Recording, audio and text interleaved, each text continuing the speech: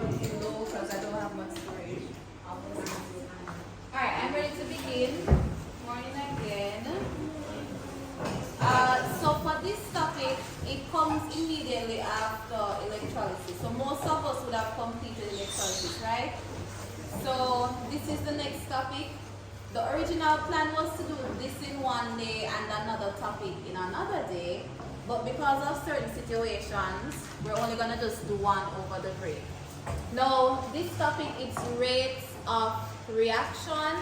We're going to talk about the factors that affect rates. We're going to talk about the collision theory. And we're going to look at graphs, so to plot graphs, and also at the end we're going to go through some past paper questions that relate to rates of reaction and electrolysis. Right? So let's begin. Now, when you think of the word rate of a reaction or the word rate, what do you think it means? How fast it can react? Anybody else? Rate, heart rate, speed of something, yes? And I use Lightning McQueen as an example because for me he's a very fast car, right? So, and these now, just keep a lookout for these in the future. We're going to see them soon. Right? So when we're referring to the rate of the reaction, we're referring to the speed that the reaction occurs. So how quickly reactants can be combined to make products. That's what we're talking about.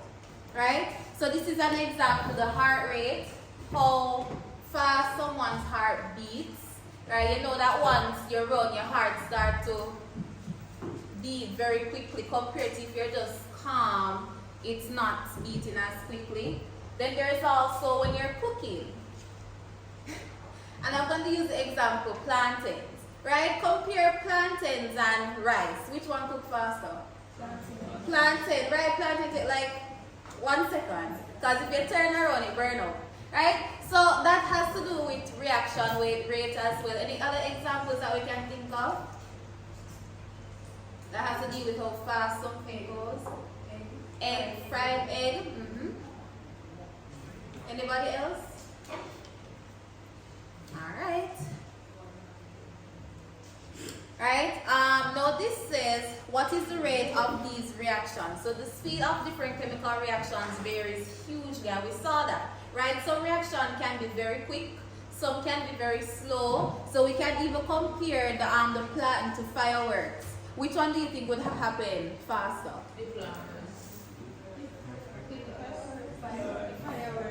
It's a fireworks. Fireworks, you light it, boom.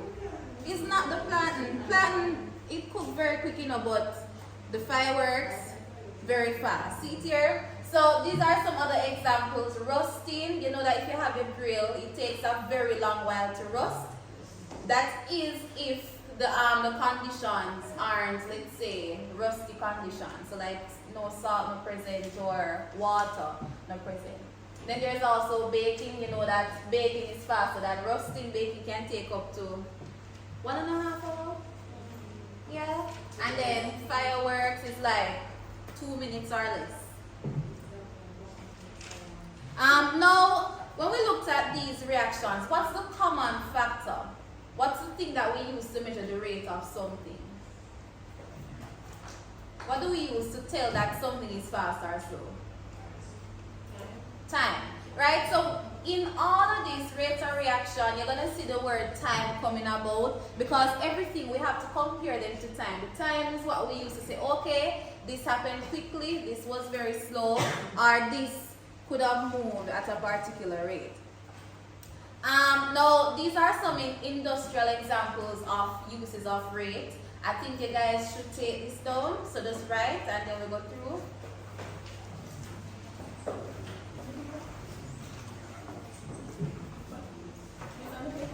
Yes.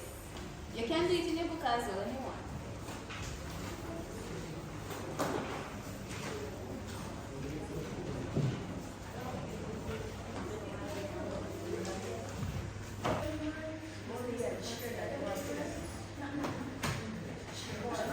Right, so in the lab, some reactions might take up to 2 days, some reactions might be a little bit faster, right? And it's important for us to know the speed of chemical reactions. It's important for us to know the speed of these chemical reactions, right? So if it occurs very slowly, it might take a week or 2 days. If we add something to it, then we can say, okay, we sped up the rate of that chemical reaction, right? So that's why it's important for the lab. For manufacturing goods, it says the faster reaction, the more yield. Meaning that,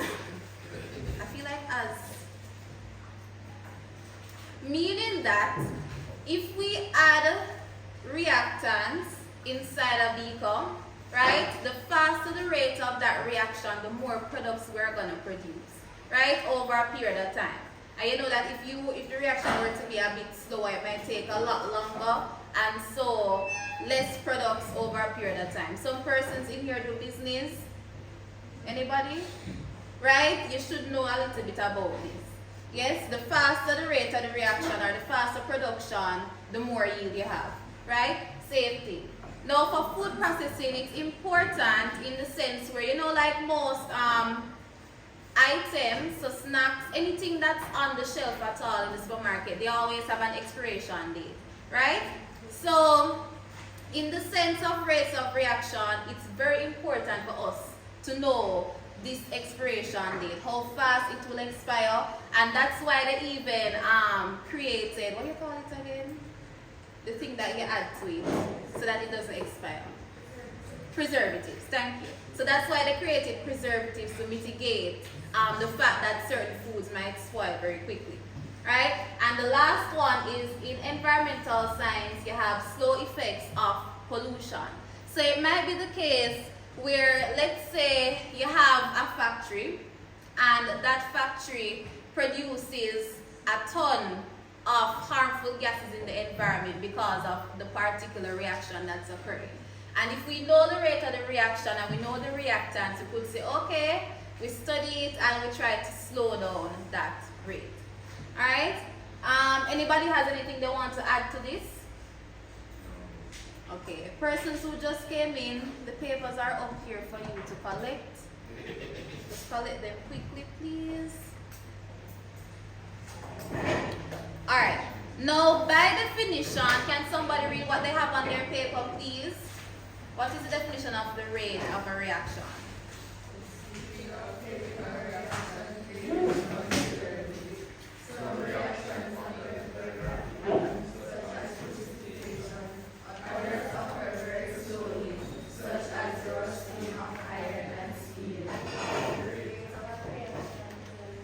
Continue, yes?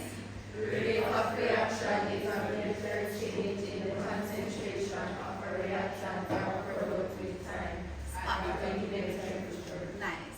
Highlight that for me, please. That part, that's the definition. Highlight it. That's a one. Just to give the definition alone is 1 mark, but it's worth it. So use your pen or pens or something. Highlight it.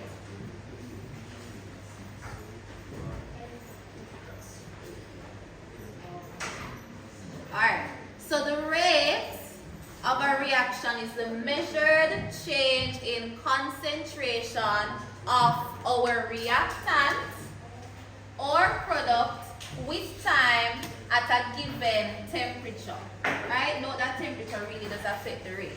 Once again, it's the measured change in the concentration of the reactants and products with time at a given temperature. Or simply put, it's the speed at which a reaction occurs. Speed at which a reaction occurs. Another definition, the speed at which your reactants convert into products. Right? You want to write the one I just said? Yes, sir. The speed at which a reactant or the reactants convert, speed at which the reactants convert into products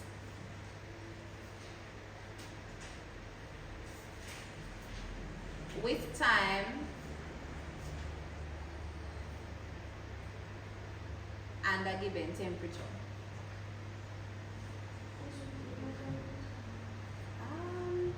Kind of reading out speed at which a reactant converts into products with time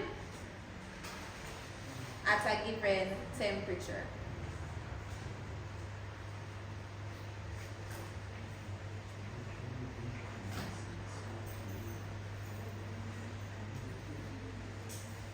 Alright, I'm going to come back to this soon. Just try to memorize that definition. Alright, now we need to look at how products and reactants truly work in a system.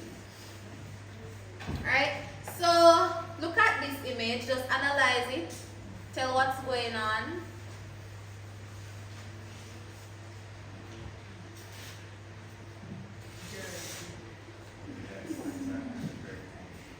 So the reactants are converting into products, yes.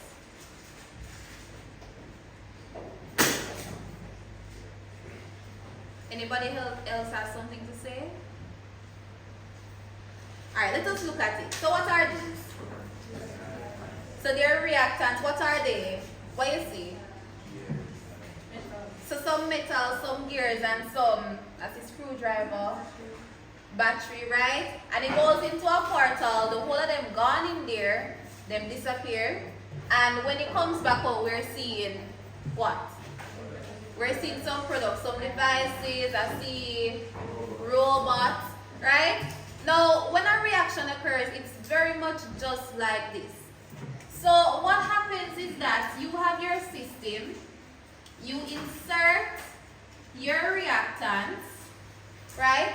And as your reactants are used up, what happens? Does the reactants decrease or increase? They decrease over time, and then we create what? We create products. What happens to the products now? Increase or decrease? They increase, right? So let's put that in a sentence. It says, as your reactants decrease, your products increase. And that's something that you need to know, right? This is important for our equation that we're going to use. Is it on your paper? Yes, it is, right? And it also applies to the definition. Now it says the rate of the reaction is equal to, notice, the decrease in the concentration of the reactant, right? Why would we say the concentration of the reactant is decreasing? Because it's being what? It's being used up, right? So it makes sense. So the decrease in the concentration of the reactant over time, and this is in seconds, always in seconds, or it can be the increase in the concentration of the product. Why do we say the concentration of the product is increasing? Because I'm not hearing. Yes, because the reactants are being used up to make products, and as time progresses, we're adding more products into our system. And once again, this is divided by time in seconds. Now a simple equation, and I want you guys to write this down. So the rate of the reaction is equal to change in concentration divided by time in seconds. Triangle means change. You know that from physics.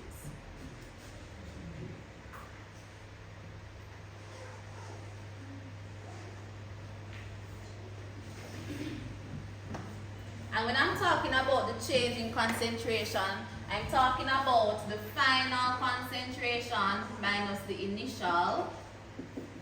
Actually, let me write it below. So it's the final concentration minus the initial concentration divided by the final time minus the initial time.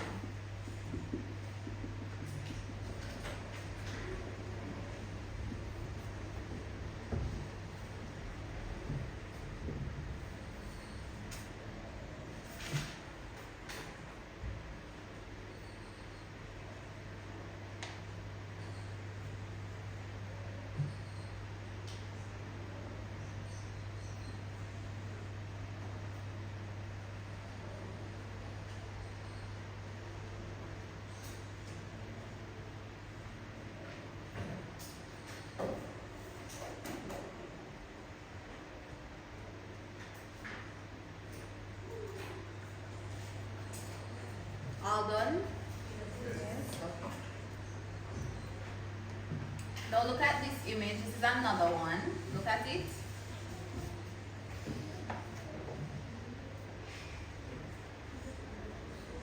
So look at over here. Know that this is the before. I wish it was on it. So this is the before, and this is after.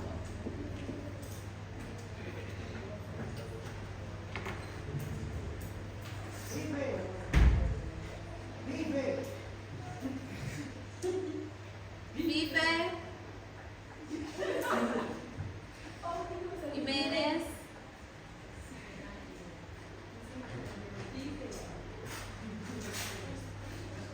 Alright, what do we think is happening?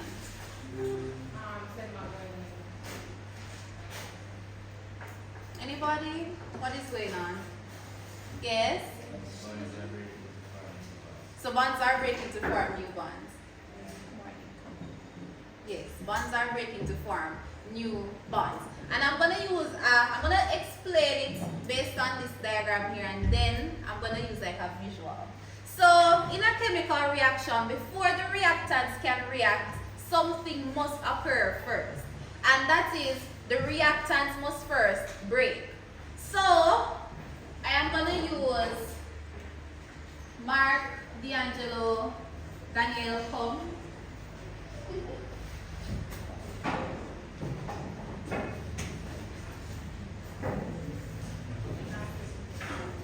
So you guys can stand over that side. Yeah. Mark, here. Alright, so Mark and I, we're one reactant together. Let's say we are H2O. Together, we're H2O. D'Angelo and Daniel, together they are magnesium chloride. Right? Notice that we're together.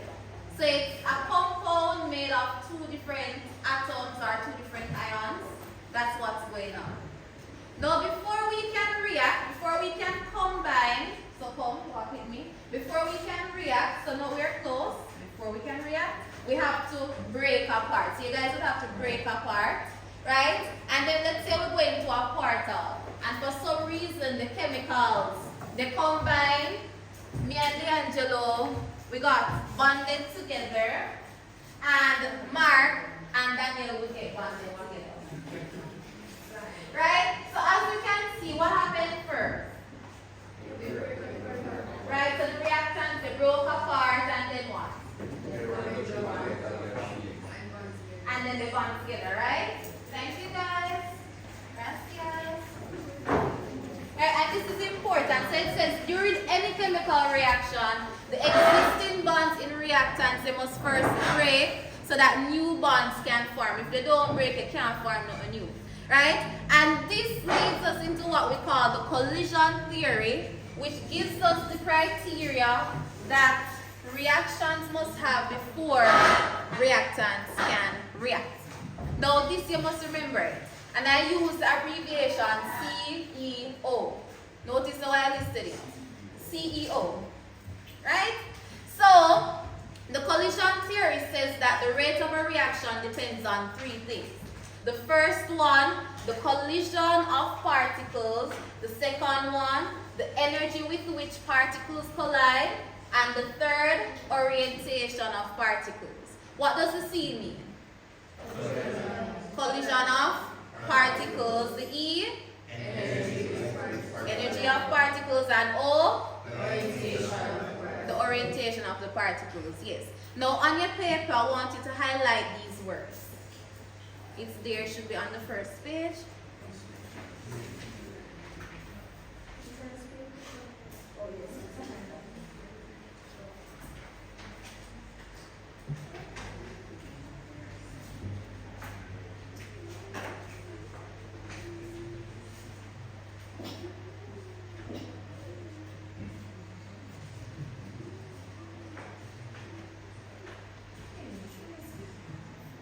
It's on the paper.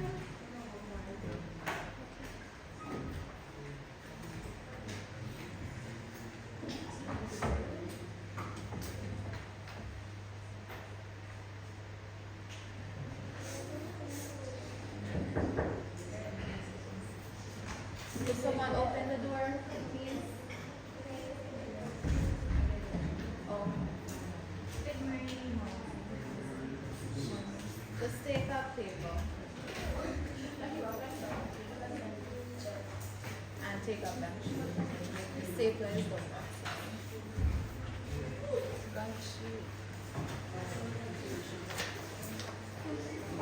Everyone should have 2 pages, 106 to 109, and a blank sheet. Jabari, you got 2 pages?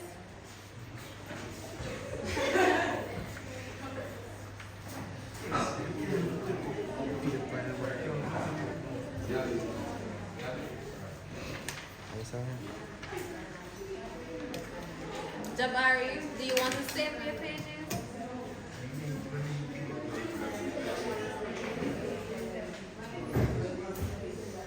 And you guys took up a blank sheet as well? Oh, the blank sheet finished. It's finished. Quickly, please.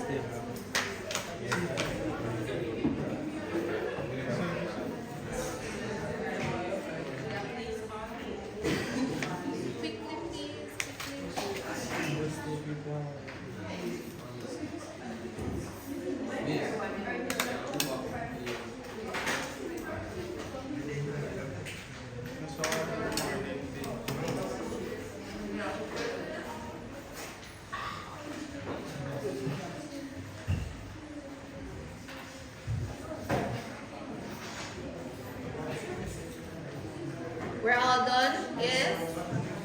Okay. Alright, so what does the C mean for collision theory? Of E.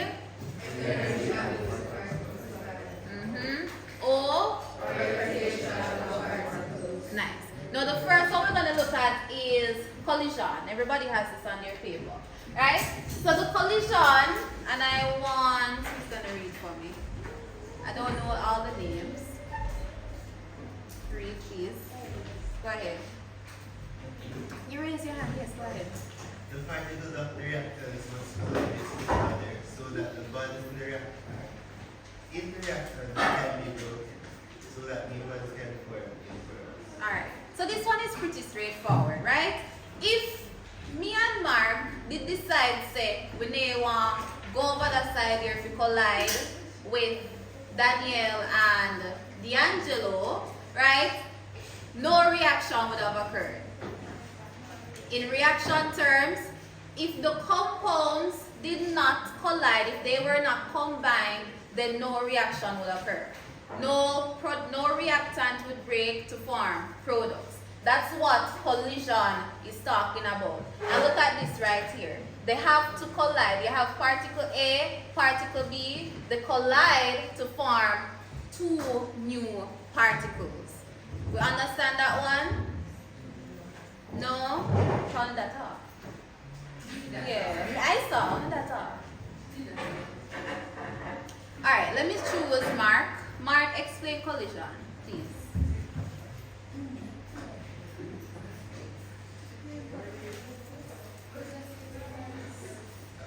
You can explain it? Anybody? Explain collide. What do we mean by collide? So the particles must come together. Right, that's it. That's it. So the particles must come together so that bonds can be broken to form new bonds. Simple as that. That's what collide means. Once again, particles must collide or combine so that bonds can be broken in what? In reactants to form in new bonds in the products. Yes. Right, guys, come back. Now the second one, which is E, stands for energy. It stands for energy. Now it says the reactant particles must collide with enough energy, and this is what we call the activation energy, to break original bonds and to enable new bonds to form. This definition, check if you have it for me, please. You're going to write it down. We have it. It should be on the paper. Activation energy. Similar. Right? Now the activation energy, it's the minimum amount of energy that reactants need to collide. The minimum amount of energy that reactants need to collide. That is our activation energy. And think of it this way. So, let's say I could use the rock stone. I'm going to use the rock stone. So this is an example of a person. He must find a lot of energy so that he can push the rock over the hill, right? If he does not have enough energy, what will happen? It's a roller walk. Not dead. Kill him. Right? So this is what happens in a reaction. If the particles, if the reactants don't have enough energy, then they're gonna just stay and remain the same. No reaction will occur. Right? What is the activation energy?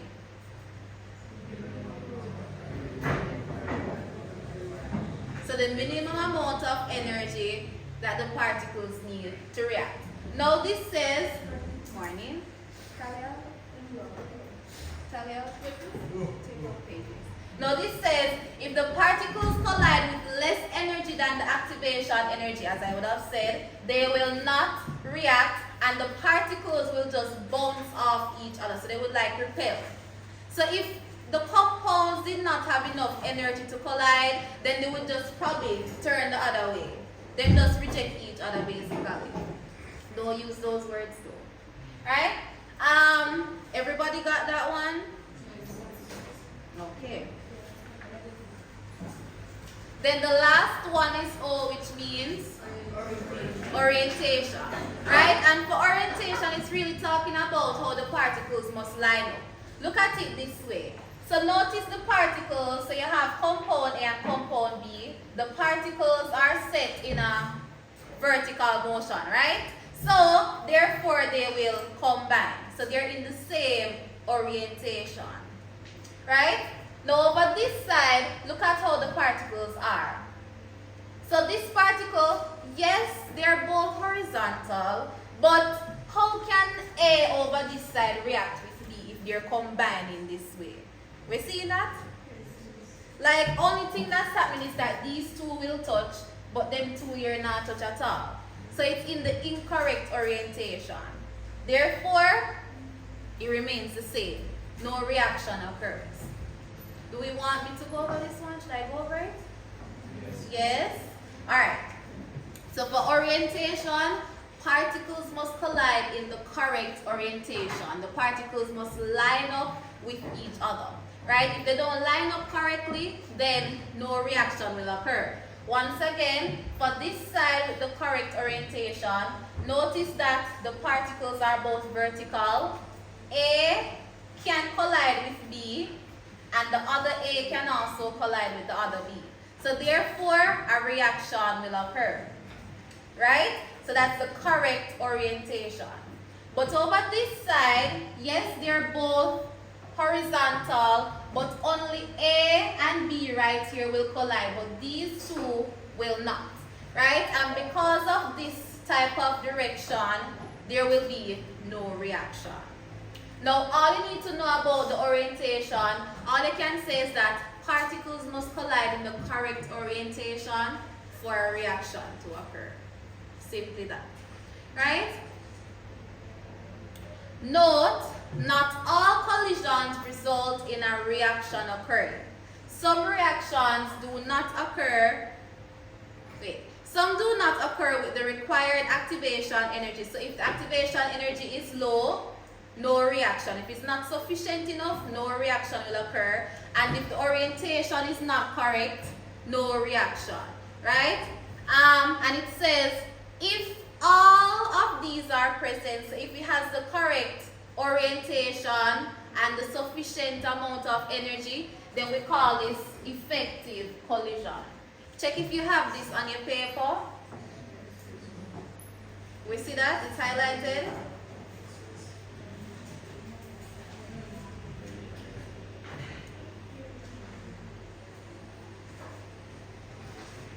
We have it?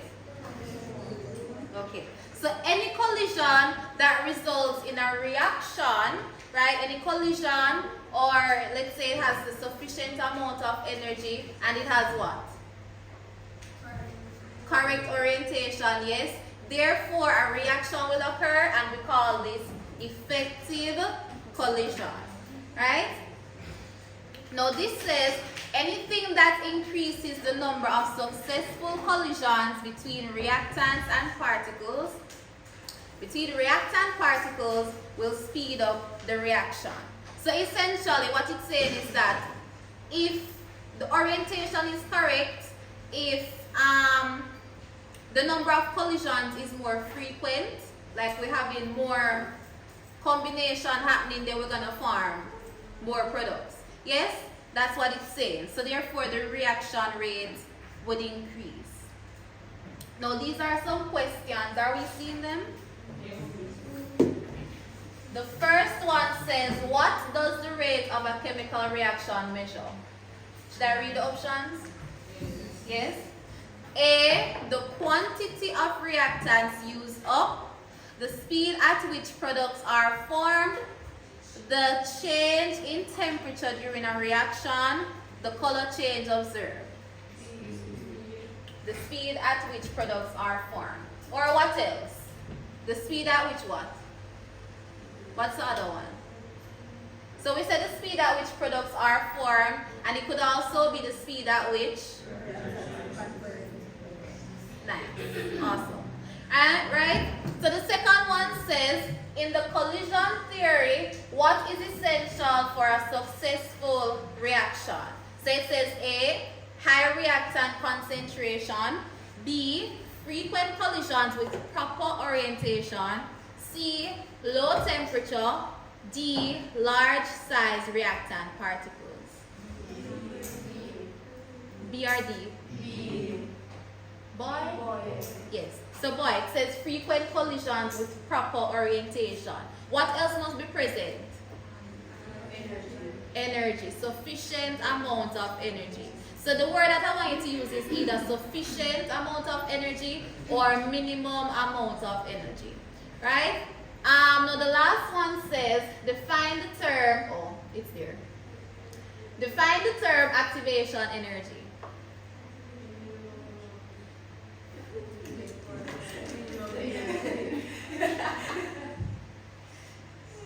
It's gone. Bye-bye. It's gone. Yes, what is activation energy? Minimum energy. For the particles in reactants to form products. That's it. Nice. So we finished class 1. Take a... I'm not forgetting the break. No.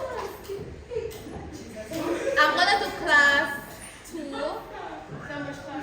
It's 4 classes. It should be. Actually, this no. If I have internet. Yeah. Alright. So let's do a quick recap. We have the collision theory. What are the 3 things that the collision theory says that a reaction needs to occur? Collision of the particles, energy of the particles, correct orientation of the particles, yes. What is the rate of a reaction?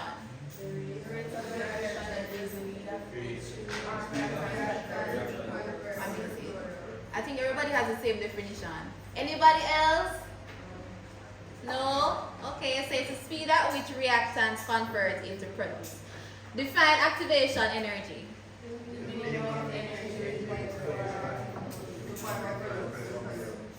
That reactants need to break to form products. Yes. Alright. Now this is the interesting part I need to do. So it says several experiments can be conducted to determine the rate of a reaction. The first one says, for example, you're going to see the images soon, using a gas syringe or a measuring cylinder to determine the volume of gas produced. And also the disappearing cross. You guys would have done this one where, do you remember the cross and the solution became cloudy? We use that to determine the rate. And then this one is the iodine clock. Now while you write, I'm going to prepare one of these. I want everybody to take this off. Everybody did the cross thing. You guys didn't do the cross thing? Oh, miss. What me think when I do 16 labs? I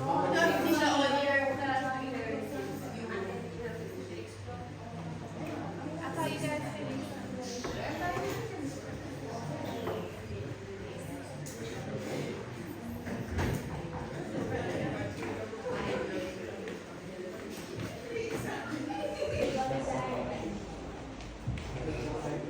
Alright, so I'm gonna be trying the iodine clock experiment for the first time. What I'm adding is sulfuric acid, potassium iodide, peroxide, hydrogen peroxide, and starch. I need somebody to record the time, how long it actually takes for it to react, please. So anybody that's gonna record the time? No, I'm actually recording. You know that, Miguel? Yes. Yes, a stopwatch. Right? So when I tell you to start, you start. So I'm adding the potassium iodide first, the acid, and the starch. Oh my gosh, that was quick. Is that too fast? You did too fast, for true. So when we start.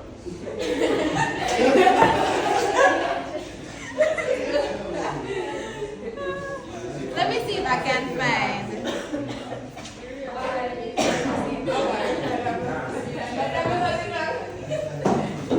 Alright, I'm gonna try.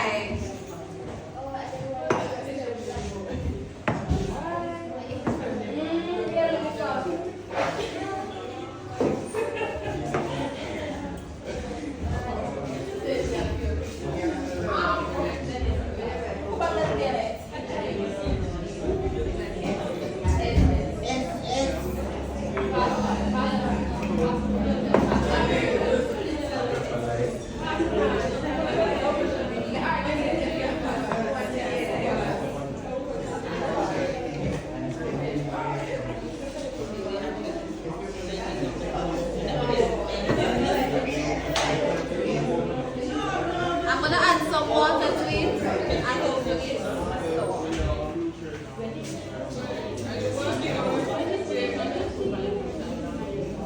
guys, ready? Somebody? Ready? Time.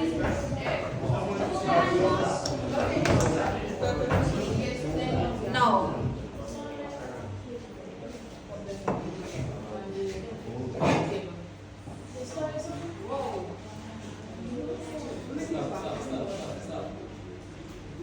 It should become a deep purple. That's how you know it's kind of finished. Stop. 20 seconds. Right? So let's stop here. Notice that this one took a faster time. Why? It was too concentrated. I like that word. So it was too concentrated. Right? I added too much things into it. The peroxide was very concentrated. You couldn't wait. I'm the talk about the video. Alright, so what we're gonna look at is experiments that give with rate of reaction. And we're gonna look at how to read reaction time graphs, because when you get the exam paper, they won't just ask you the question plain straight. They are gonna give you an experiment. You're gonna get like 3 experiments, and you have to analyze the data, plot graphs. That's why I want to see me doing the 2 graphs. I want to do graphs in the physics as well. Plot graphs, read the graph, and tell exactly what's happening. Now, this is one of the experiments that you can use to determine the rate of a reaction. For this one, we're investigating the rate of hydrogen gas being produced. Right? So right here, what do we have here? A conical flask. What is this?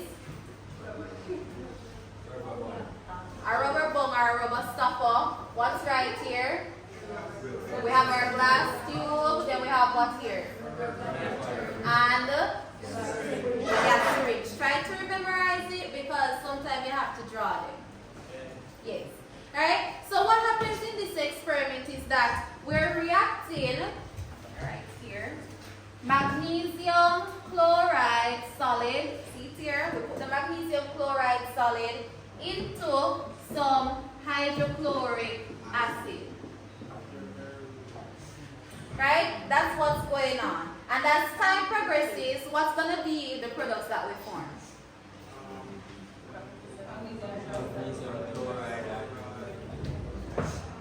Magnesium chloride and hydrogen gas. Yes? Now, we can measure the rate of the reaction using two things. What are they? The concentration of the what? What reactant? So we can use the concentration of the HCl and the magnesium, any one of them, or the mass of the magnesium. And what else can you measure? The product, right? The amount of gas that is formed. Now, what happens is that, as I said, we put the magnesium chloride into our hydrochloric acid, and as time progresses, they react, right? And we start to produce some hydrogen gas going up to our tube, and then it goes into the syringe. Now, initially, the syringe would have been here, right? But as I say, as gas is being collected, it's pushing the syringe further down. And you're going to record a particular volume of gas. We don't read gas in concentration, we read it as a volume, right? So as we are producing gas, the syringe, this marker here is going to become, how would I say it? It's going to be pushed back, and we can record the volume of gas being produced. Everybody gets what's really going on here? Probably. Okay. Now, as I'm saying, the mass of the magnesium chloride, because remember now, as time progresses, you would have started off with 10 grams of magnesium chloride, but as it reacts, it becomes what? Less or more? It becomes less, right? So let's say it becomes 3 grams, right? We can use this mass to measure the rate of the reaction over time. Yes? Another thing is that we could, yes, possibly use the volume of hydrochloric acid, because as time progresses, it's going to be used up. We're producing hydrogen gas, so we're having fewer molecules of hydrochloric acid present. And then, as you know, for the gas, we can actually just record the volume of gas produced. So it's volume of gas over time. Right? You would have gotten the formulas earlier. Now, this is another example. Instead of using the gaseous syringe, what are we using?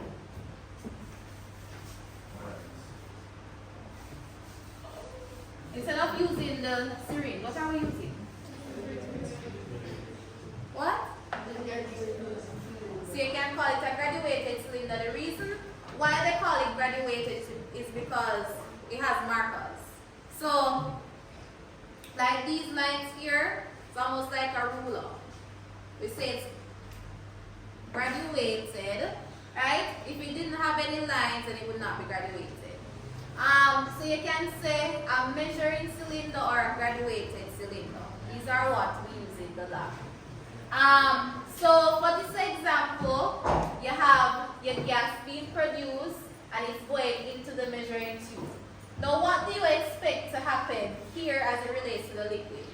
As more gas is produced, what happens? What happens? The water what? Sure? Where is the water going to rise? Sure? Think about it. And some persons have done the candle, there's a candle experiment that relates to this as well. Think about it. As we increase the volume of gas present, what happens?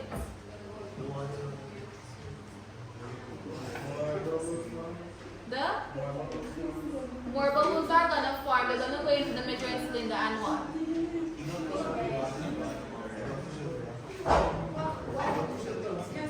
It's going to push out the water. So what's going to happen is that as you're increasing the amount of gas going in, then the water is going to go down because you add more gas, right? And then outside of the measuring cylinder, the level of the water present might actually increase. Right? So that's what's gonna happen.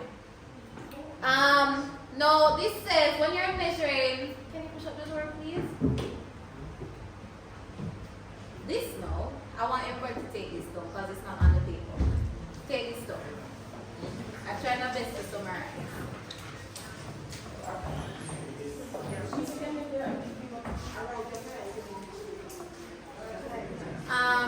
I don't think so, you know. It's quite big.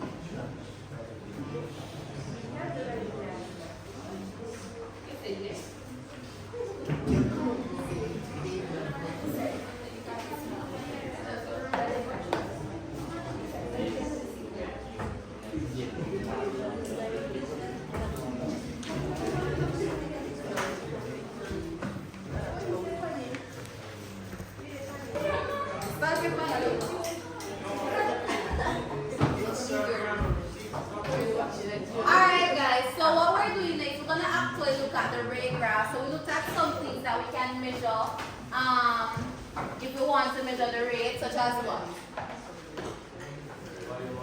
We can measure the volume of a gas, what else? Temperature, color, precipitation, pH, all of those. We can measure all of those so that we can determine the rate of a reaction. Now what we're going to look at next, as I say, is the rate curve. The rate curve can be drawn if the measured property, such as concentration or volume, is plotted on a graph against time as the reaction proceeds. Now oftentimes your y-axis would have volume or concentration of something, whether the product or the reactant, and your x-axis will have time.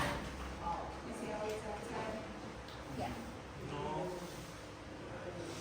You guys are physics. Why is it that your x-axis is, what's the word? I would say a control variable. I'm gonna get back to it. I'm gonna get back to it. But the x is always time. It's actually the sex responding variable.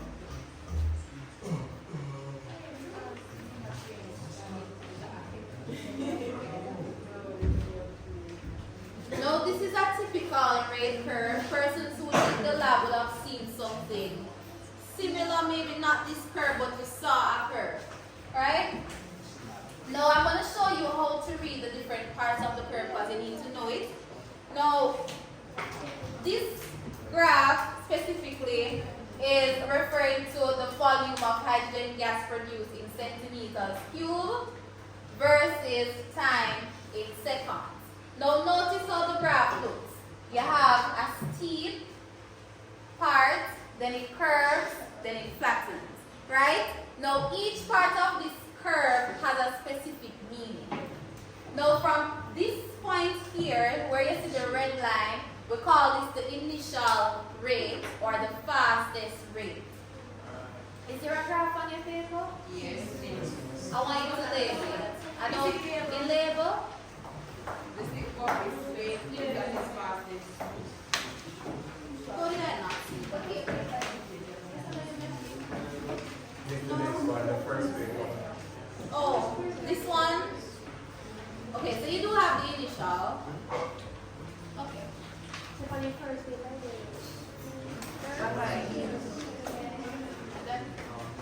yeah.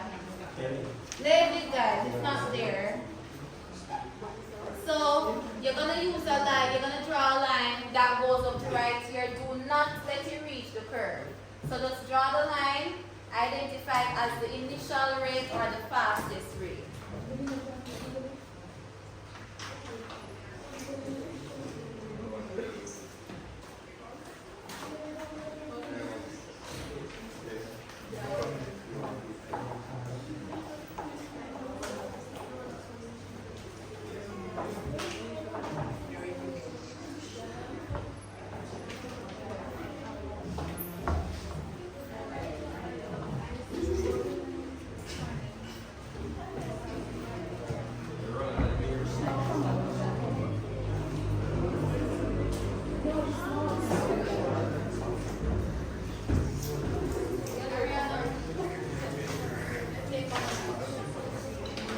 label it, assuming?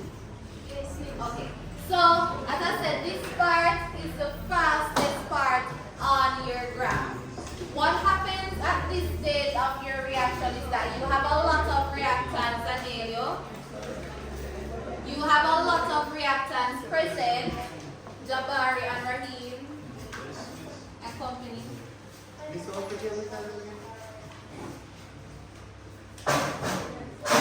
Initial rate or fastest rate.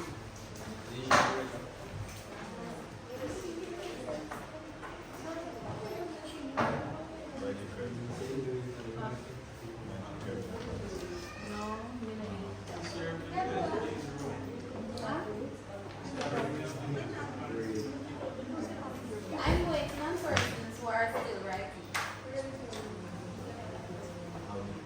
Okay, so as I said, the reason why the initial rate is so fast, it's almost like, you know, so I used Lightning McQueen initially. So when you have a car, anybody ever go to a race car show before? No, we're not going. You went?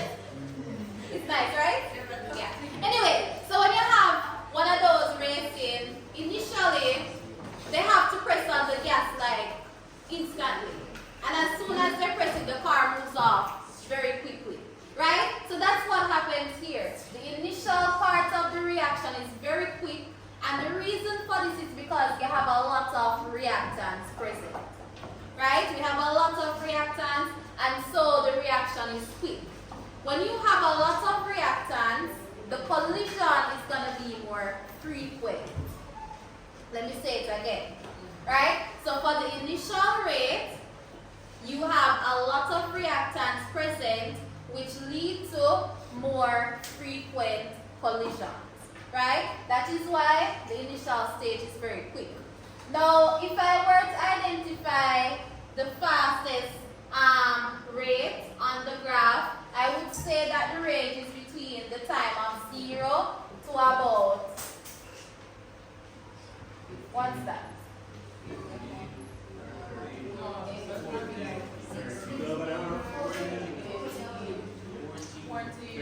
About 14, 15. Because it could actually go up some more. Yeah, it could go up some more.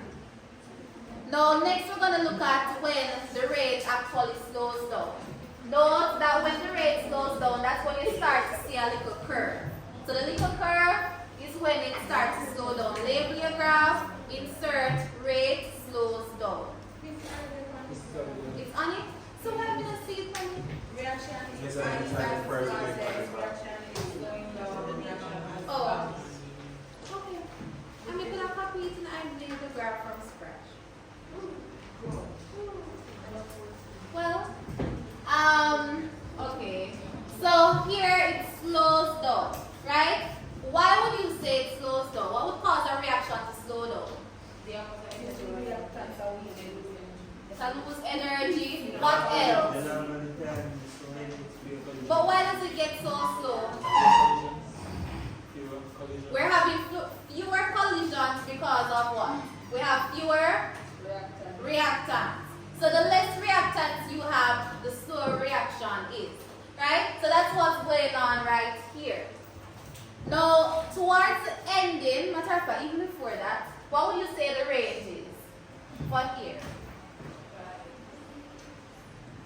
When it actually slows down.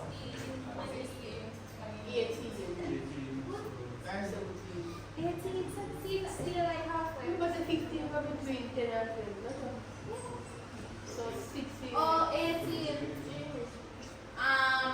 And then this is about 28. So that's when it between that range it starts to slow down. And for the final part of the graph where you see the straight line, that's where the reaction stops.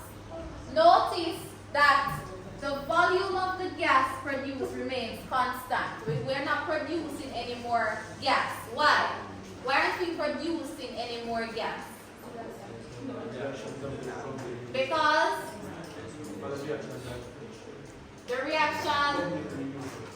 the reactants are finished. They're used up. Right? We can't produce no more products if we don't have no reactants in the first place.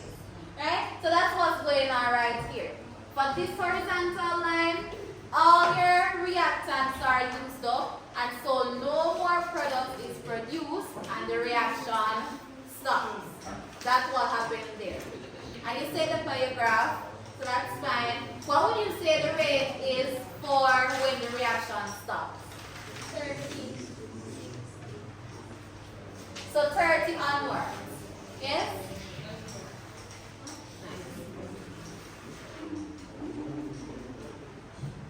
Now we're going to look at calculating the rate of the reaction from graphs.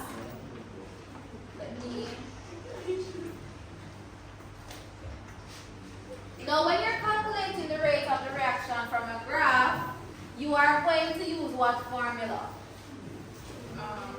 What's the formula? That's an electrolysis, we have something else. What do you use to calculate rate of a reaction? What the formula we getting this morning?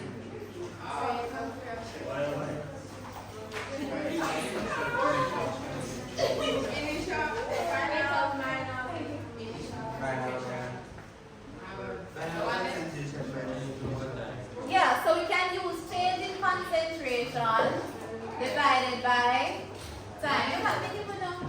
Yes, that's what I want. I gave it to you, yes. So this is like the simplified. I accept any, the correct answer. Me here X over Y. That's what I heard. Me too, and here. And then me here Y over X. Alright, so we are going to be using the change in the concentration over time to calculate our rate of the reaction. So let's say they ask you to calculate the rate of a reaction at, I'm going to say this is 15 seconds.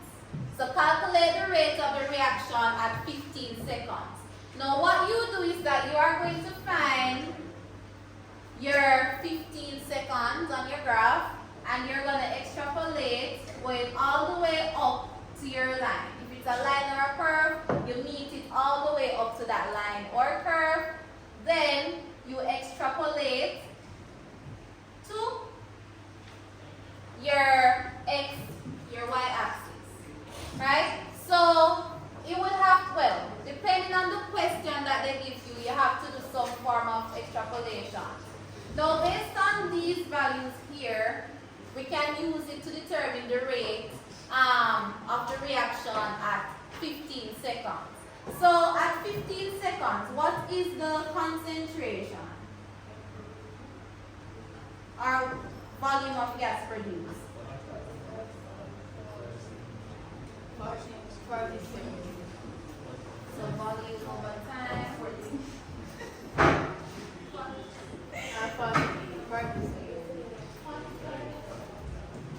So this is, looks like 45. So 45 centimeters cubed divided by 15 seconds. Note that we're not using concentration because this is referring to volume, yes? But it's very similar calculation. So the answer would be what? 3. So it's 3 centimeters cubed per second. Yes? Now I want you guys to try this one. Calculate the rate of a reaction, at 20 seconds. Let me know the answer. No, it's different. I changed the point so it won't be the same answer.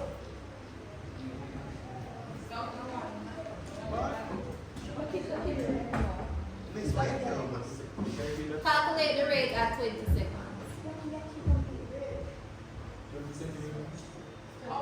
20 seconds. No problem.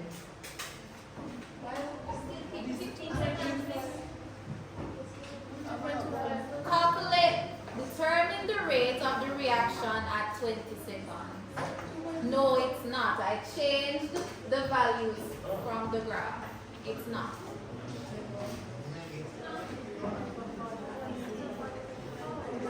This is 45. 25?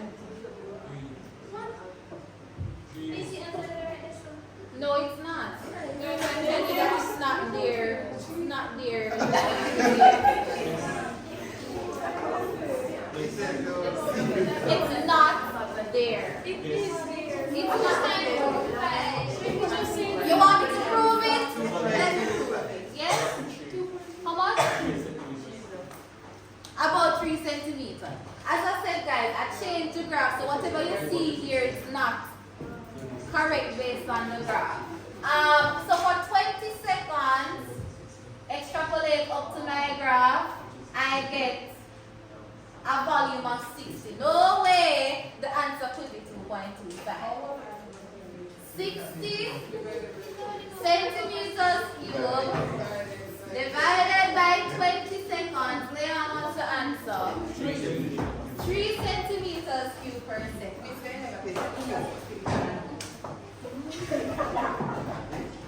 Because you guys just want, I saw the instruction, you don't want to see the answer and say, oh, that's the answer. you don't want me to say. You got the same.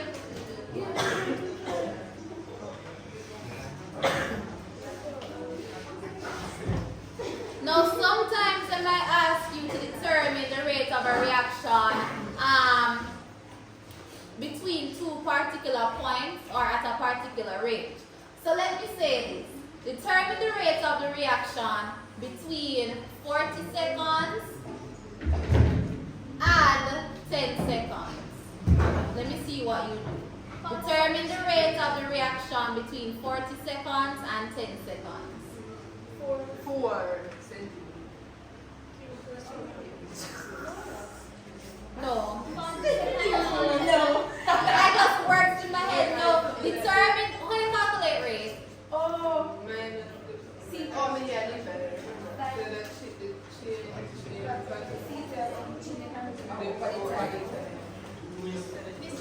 You get two?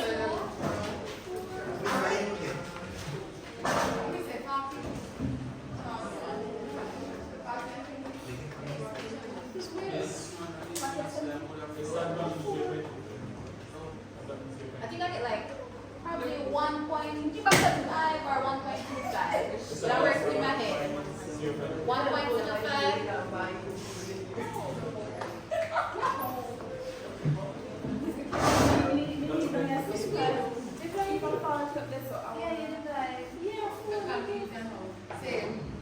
Alright, so the question would have said, determine the rate of reaction between 40 seconds and 10 seconds. Right? So what's the formula that we use? How you calculate rate of a reaction? So change in concentration over time. And in this case, what would it be? The change in what? So it's not concentration. What's the other word? Change in what? Change in a temperature? Change in volume of the gas divided by change in time. Yes? So, what we're going to do, we're going to do a whole lot of extrapolation so we can figure out the volume of the gas. So it says 40 seconds and 10 seconds. Out of the two, which one do you think is the final time and which is the initial time?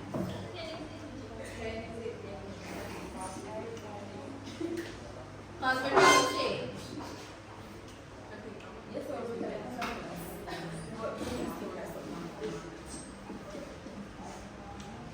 Go ahead, so what's the final time? 30.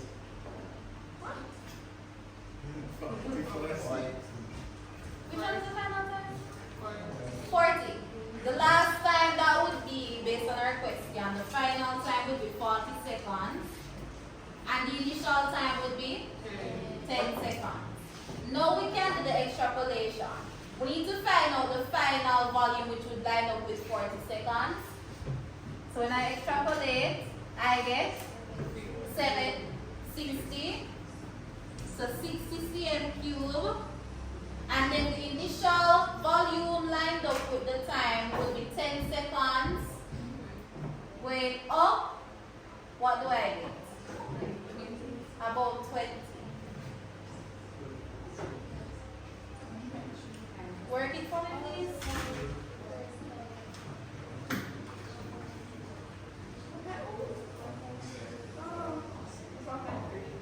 How much?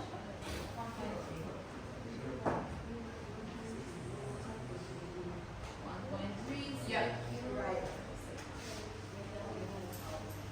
You guys are gonna work this one. Write it down. You have a blank sheet.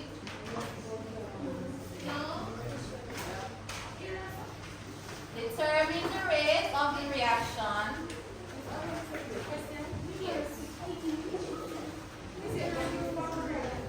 Deborah, you're gonna get the break when I finish this part. Alright. Determine the rate of the reaction.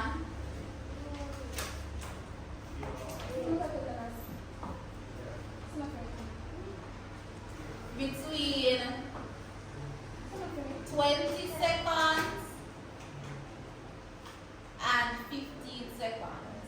Between 20 seconds and 15 seconds.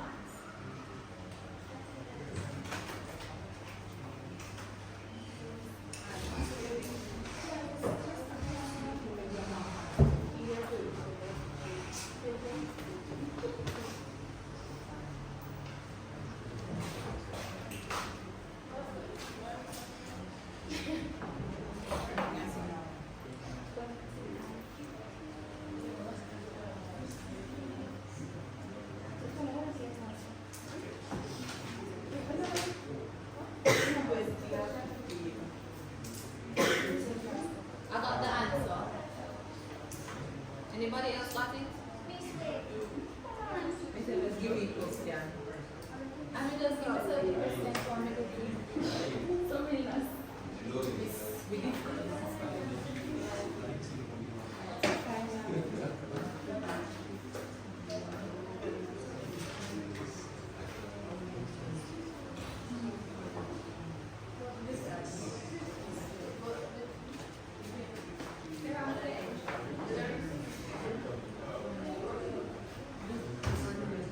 Anybody first get the answer, give them a big foot. Let me go first. Can we put that one? 15. I have a 45.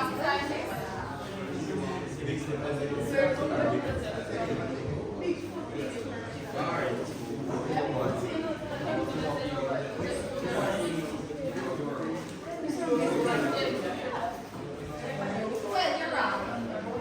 You are wrong. Not 2. Not 1. Not that. That's incorrect. Yes. It's 5. No. 3 centimeters cube is the correct answer. No, you said 3. You said 3. And you said 3 centimeters cube. So first. She never said first. I saw your phone. Choose one. I told them we want to give it to you. Give me. I told you I'll keep it for another question.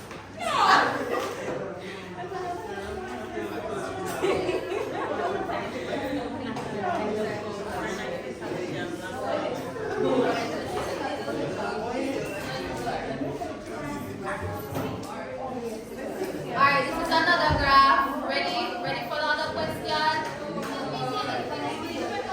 You're not finished?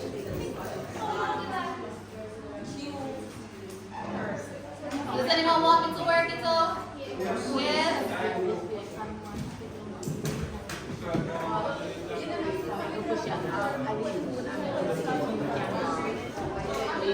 Alright, so for this question, it said between, what was it, 20 and 15.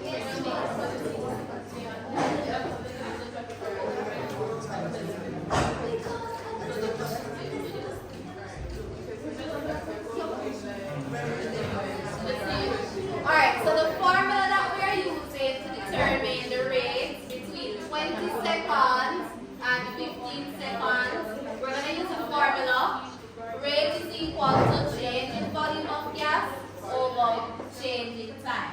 Right? And so we broke it down into this.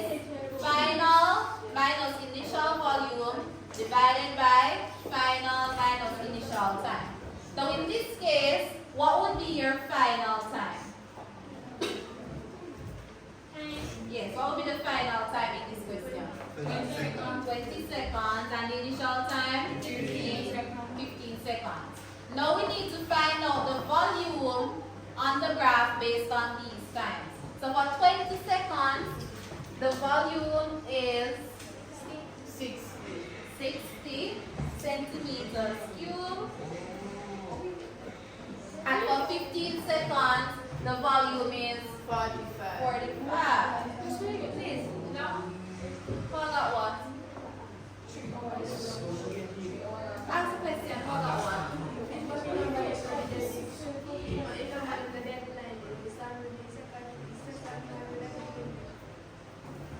So this is 40, right? And this is 50. It goes directly in between 40 and 50. The assumption is it? 45. So we make that estimate.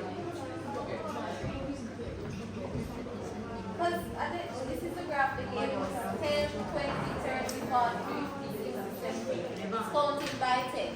So in between, you know that you probably have 10 graduated.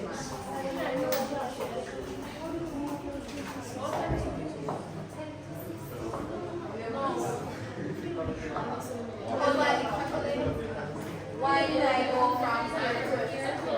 Alright, so what you do is that you need to match up the time with the volume. And the only way you can do that is that you're going to define the time on your x-axis, go up to the line. So whether it's a line or a curve, it has to stop at the line.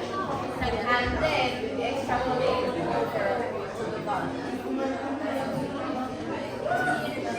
That's alright? Alright, so we got this. 60 minus 45 is 50 centimeters cubed divided by 5 seconds, which gives us 3 centimeters cubed per second.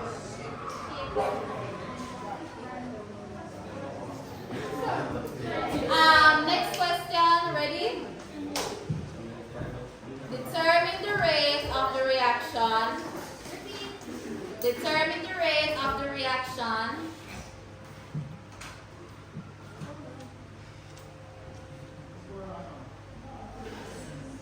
when a volume of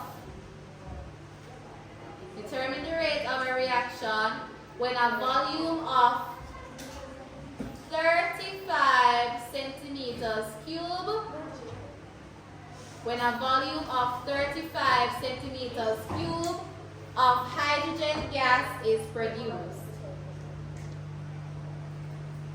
35 centimeters cubed of hydrogen gas is produced.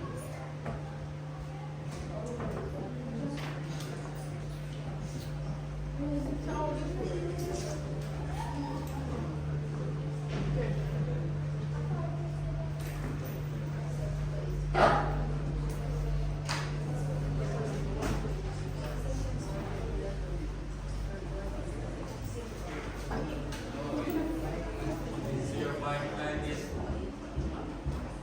centimeter.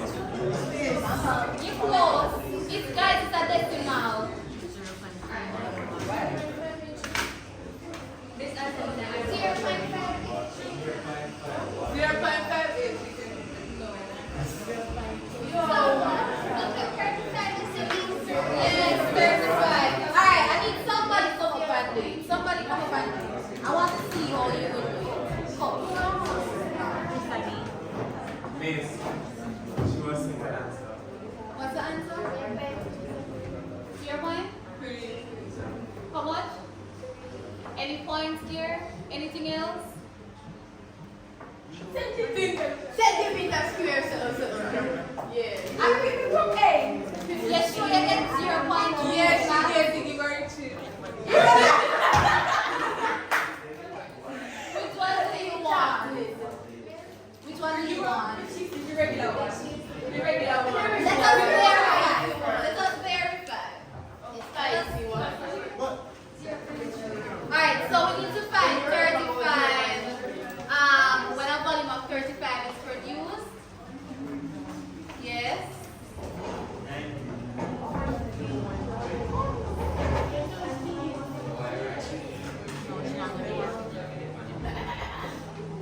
She does give me. So how much is that? When you put it down, how much is that? It's not 65. That's where you guys are going wrong. Is that 90? It's not. It goes from 60 to 120. We're seeing that now. So what would that be? Halfway between 60 90. So how many grams? What did you say? You did not say anything. I said 0.4 because we rolled up. I heard 0.4, but we never heard centimeters. You say We never hear it. 0.3. Yeah, that's the answer. So once again, I keep the snack. You got it? Right, so it's 35 centimeters cubed divided by 90 seconds, and we get 0.38 centimeters cubed.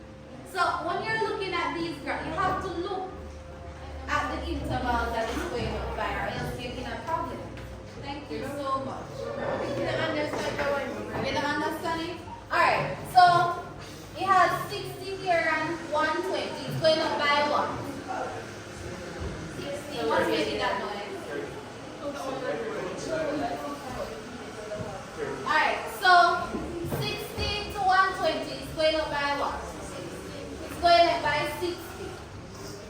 Know that this is halfway between. The truth? Half of 60 would be what? 30. So 60 plus 30? 90. I didn't do it. How are you doing? 35 divided by 120 would have been correct. Guys, this is the last one we must get in. The truth? Yes, the last one. Determine the rate of the reaction. Determine the rate of the reaction between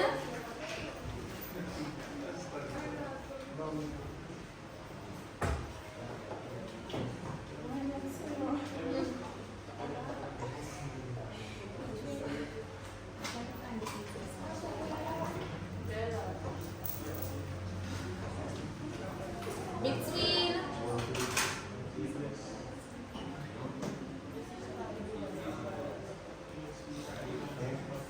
240 seconds, between 240 seconds and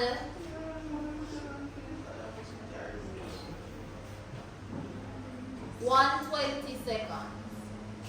So 240 seconds and 120 seconds.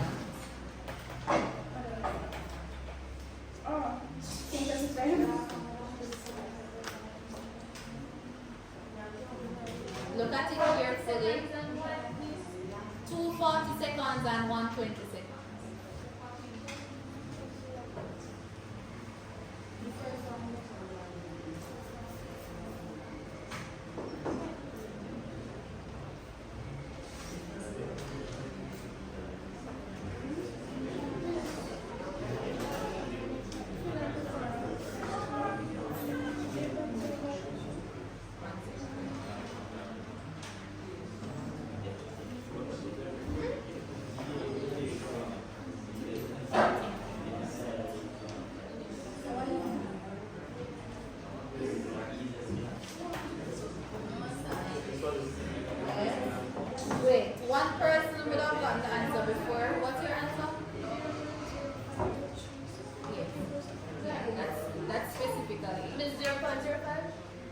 Yes, that's the same thing you got. However, Rowana would have gotten the answer first.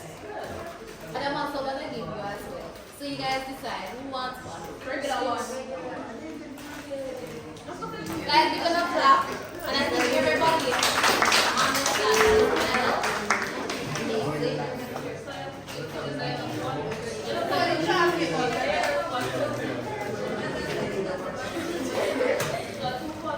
Alright. We're almost through with this section. Almost through with this section. It's the last question. I'm just gonna say something. Note that let's say they ask you to determine the gradient of the graph. How would you calculate the gradient?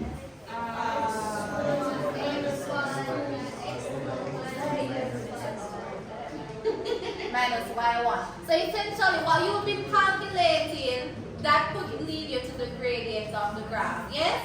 So just remember to use your gradient formula, which is what? What is it? Y2 minus y1 over x2 minus x1. Once again, this is all you've been doing for your calculation. It's the same thing, final minus initial. Alright, let me just scroll through to see if we're finished with class 2 completely. We're not finished. So sometimes you might not get a graph. Sometimes they might just give you the experimental data.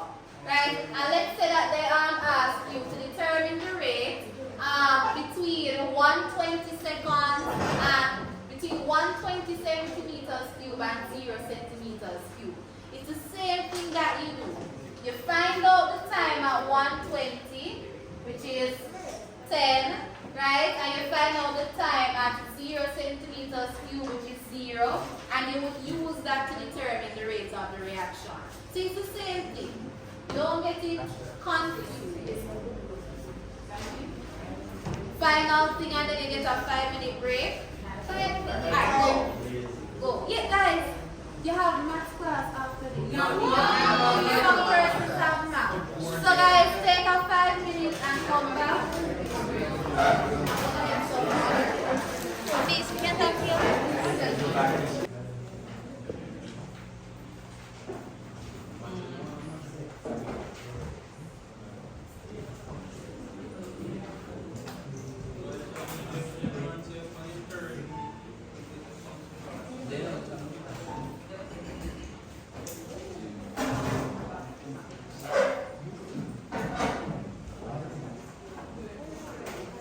Alright, so what I mean by limiting reactants, let's say we have two reactants, A, B, and C, D. For AB, we added 10 grams of AB into the solution for it to react, and we added 10 grams of CD. Now, because these are essentially the same, similar concentration, they're the same mass, we expect that both of them would finish the same time. And that is provided.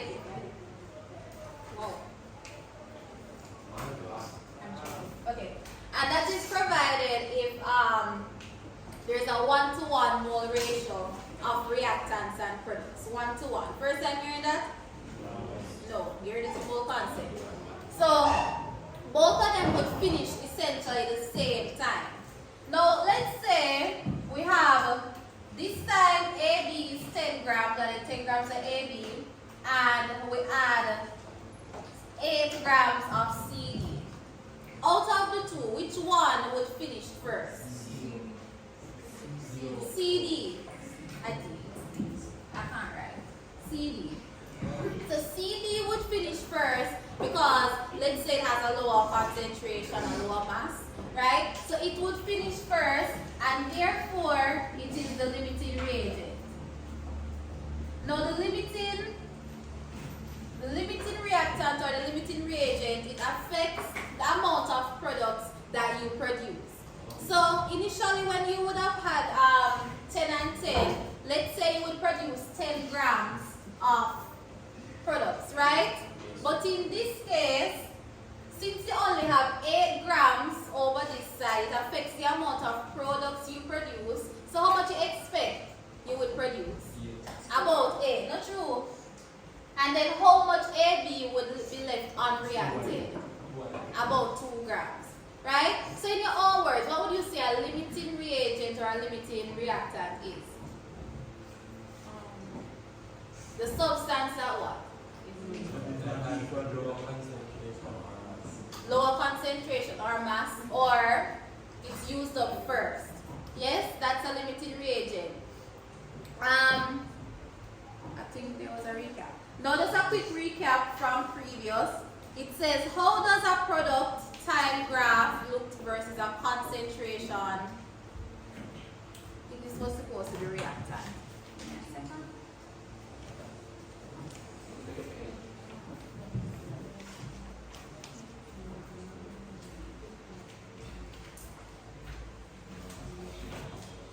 Right. So how does a product time graph look versus a reactant time graph?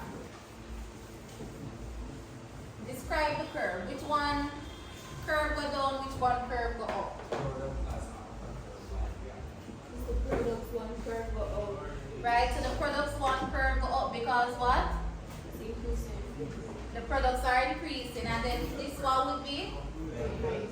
Why? We're using up the reactants and they're decreasing. Yes. Next question, what equipment might be used to conduct a rate experiment? Let's say you want to conduct a rate experiment to determine the volume of gas. So you can use a gas syringe, measuring cylinder, graduated cylinder. With a timer. We need a timer. The iodine cup would be like another experiment, but you can use. Yes, so those are just some equipment. Just try to remember how to draw and label your apparatus. In some questions, as I say, you might have to draw and label either for rate or reaction, or sometimes they give question on sucrose or fermentation of alcohol. But you need to know your apparatus, so you need to know how to draw and label them. You get like 2 or 3 marks just for that. Next question, how do you calculate the rate of a reaction? Change in concentration over time. What's another one? Changing the volume of gas over time. Is there any more? Those are the ones we discussed, yes? Nice. Now, what we're looking at next, this is the final topic. We're going to look at the factors that affect the rate of the reaction. That might cause it to increase or decrease. Now, we have 4 factors. We have concentration, temperature, surface area, and presence or absence of a catalyst. Now, can someone make up like a abbreviation to remember these? Yes.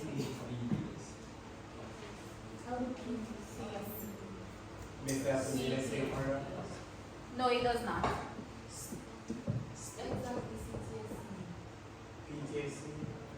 PTSD.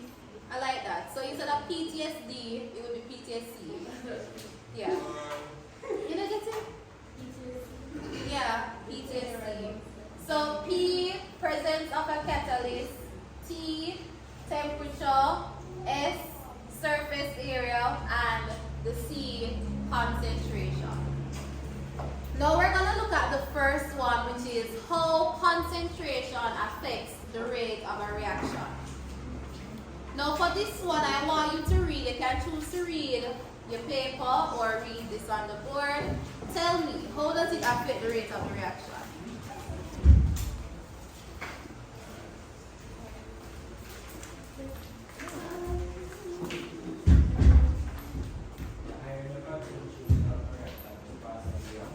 The faster the reaction, yes? Everybody saw that? Yes, miss. Okay, so the higher the concentration of the reactant, the faster the rate. And I'm going to use an example.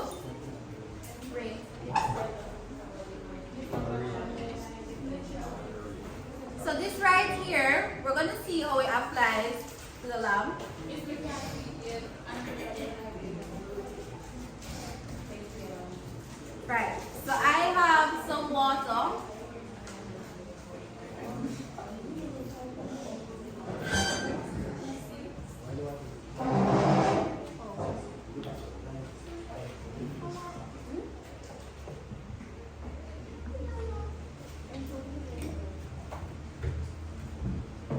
Is there inside?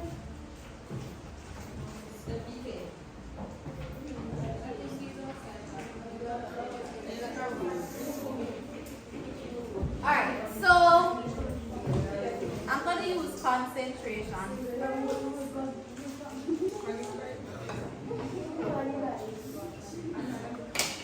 Now, in the first test tube, I'm going to add a small amount of potassium permanganate crystals, probably 1 crystal.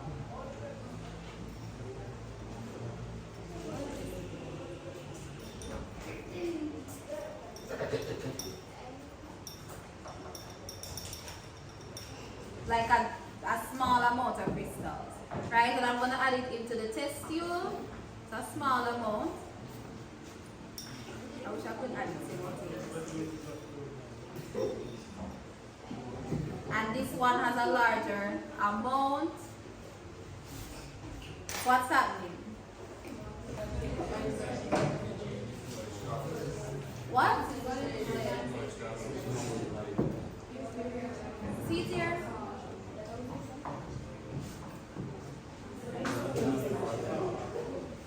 So one darker, one lighter.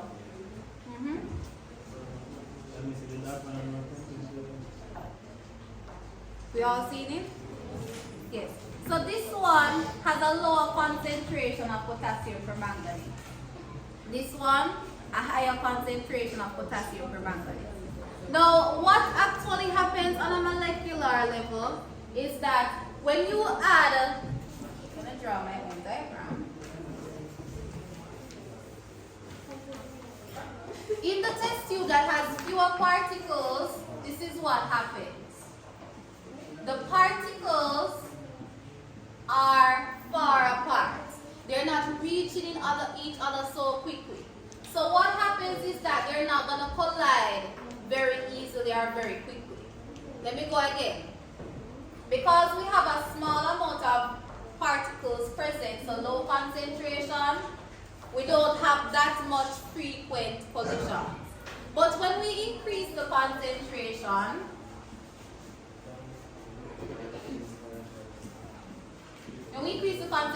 what happens? We have?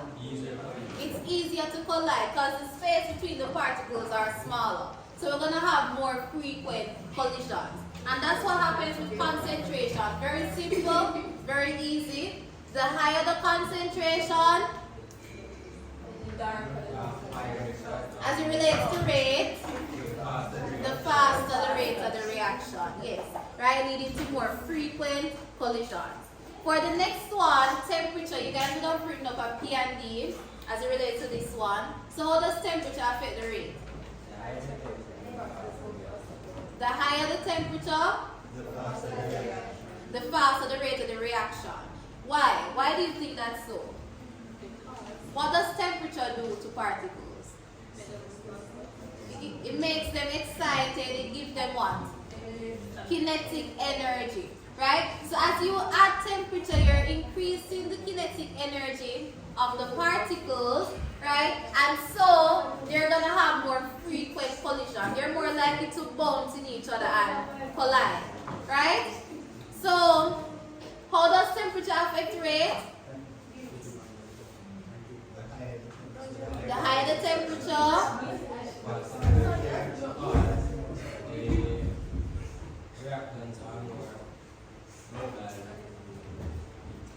there's more kinetic energy, so the reactants move more quickly, so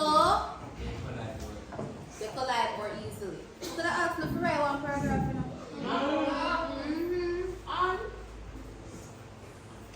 On this. Now this is how the graph looks. You don't need to memorize it, but I'm just showing you because you probably saw something similar. So for the concentration versus rate, I don't know why this is like this. Know that the graph is a straight line going up, showing you that as the concentration increases, the rate also increases. Over this side for the temperature, it's also showing you that as the temperature increases, the rate of the reaction also increases. When you cut the graph,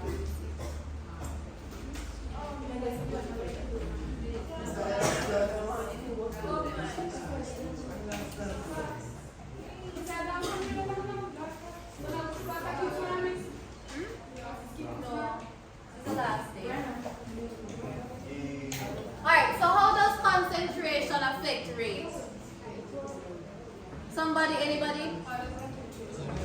The higher the concentration, the faster the rate of the reaction, because you have more, there are more particles colliding. Nice. And then for temperature, the higher the temperature, the faster the reaction, because what? Particles have more kinetic energy, and so there is more frequent collision. Yes. Now the last two that we're looking at is surface area and catalyst. For surface area, this one, it's very tricky, right?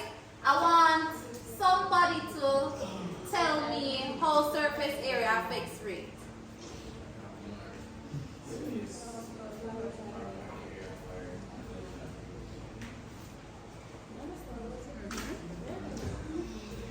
Read through, guys, before I explain. Read through.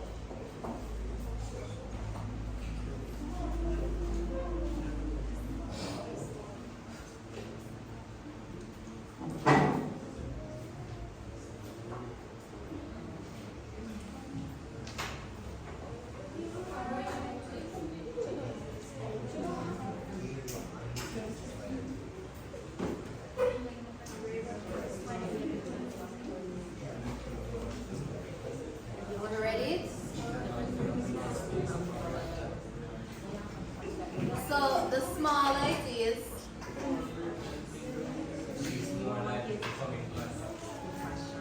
with other reactants. I'm going to go into demonstration for this one. This time I'm going to be using hydrochloric acid. No.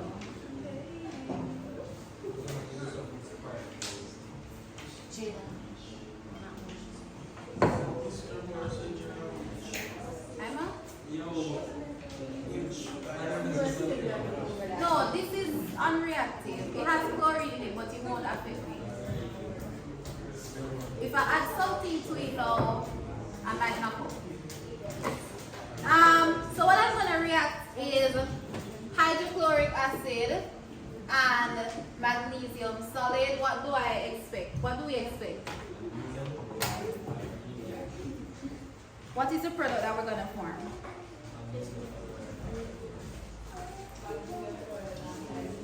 And hydrogen gas. Yes? Does anyone know how we could test for the presence of hydrogen gas? No? So if you wanted to test, not that one, that's for oxygen. If you wanted to test for the presence of hydrogen gas, and this is qualitative chemistry, you would do the pop test. Right? So you could possibly use a splint, possibly, but it pops. If hydrogen gas is present, it pops.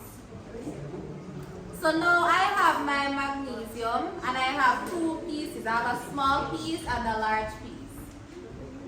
I'm going to add them simultaneously, and you're going to see which one reacts fastest. So let's see which one disappears first. Yeah. Can we hear the gas? That one here.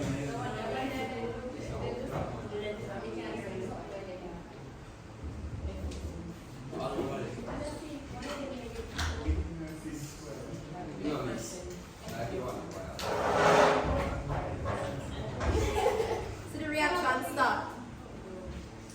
So what can we conclude? Yeah, it stopped. It's still reacting. What can we conclude? the faster the reaction. We heard that? The smaller the surface area, the faster the reaction. This almost finished too, but it's too big. So it's going to take a slower time for it to react. The door.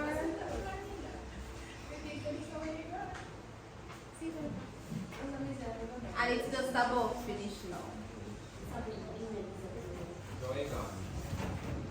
So what we did, we formed magnesium chloride, which is aqueous, completely dissolved, and the hydrogen gas, you could have seen the bubbles coming out. So that's your hydrogen gas. Yes?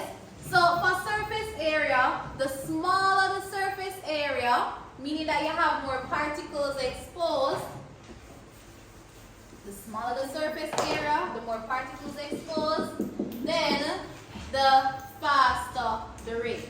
But if the surface area is too large, it's going to take a longer time for it to react. So, a slower rate of reaction. Yes? That makes sense now? Can we see it? Nice. And the last one, we're going to look at catalysts. How the catalysts affect the rate of the reaction. Now for catalysts, anybody heard of catalysts before in bio? What's a catalyst? A substance that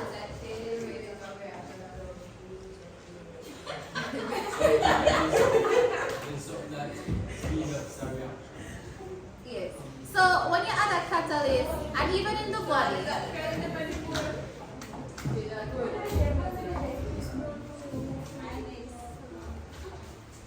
even in the body, you have catalysts present, and your body uses catalysts to make digestion faster or to make certain chemical reactions faster. It's the same thing.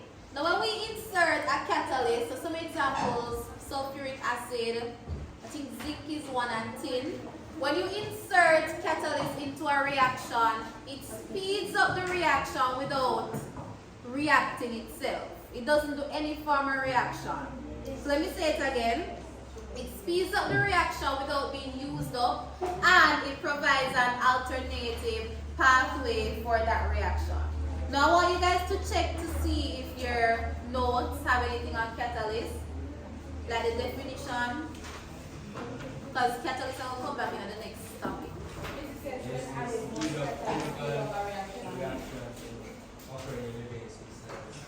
Alright, I'm going to give you something to write. A catalyst, listen. A catalyst speeds up a chemical reaction by a catalyst speeds up a chemical reaction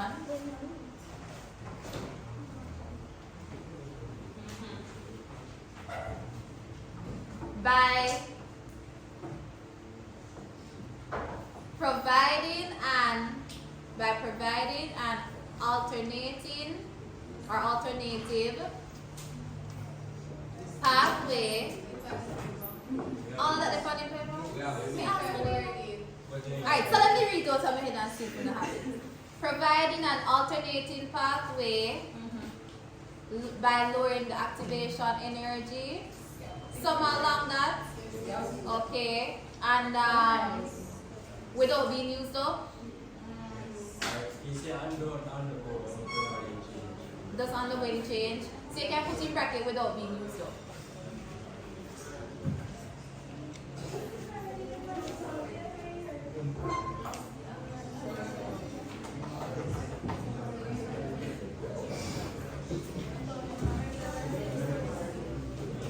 Quickly, please.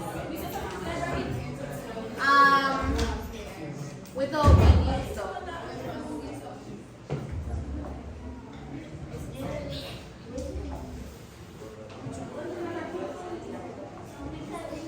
Right? You win.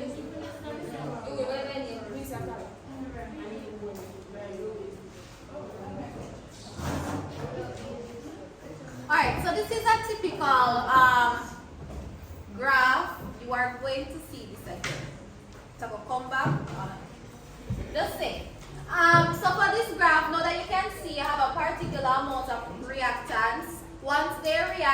they form products, right? Now this is the regular route the reaction would take.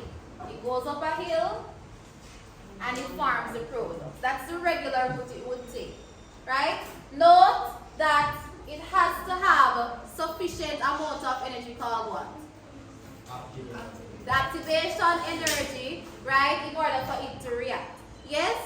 Now, look at it this way. I'm going to go a little bit further now. So this is the regular reaction pathway. But when we add a catalyst, look at what happens. Let me not use this big line. But when we add a catalyst, the activation energy lowers. Right? So we add a catalyst, the activation energy lowers, thus the rate becomes faster and you produce products a lot quicker. Note that you are not producing more products when you add a catalyst. Remember, the catalyst don't get used up. You're not producing any more products. You are producing the same amount of products at a faster rate. That's all that is happening. Should I go over this part? So let me go again. This would be your original pathway for your reaction, right? This is your original pathway. It must gain the sufficient amount of energy in order for it to react. Once it gains that energy, all the reactants would have reacted and you form your products. Yes? But when you add your catalyst, how the catalyst works is that it provides an alternating pathway by lowering your activation energy. So when you lower the activation energy, the rate is now faster. You lower the activation energy, so that the reactants need less energy to react. The truth? So you're going to have more reactants reacting faster, but you are still producing the same amount of products. That's all that is happening. Anybody wants to try to put it in your own words? I think if I ask the question, you probably could answer it, yes? Alright, so what is a catalyst?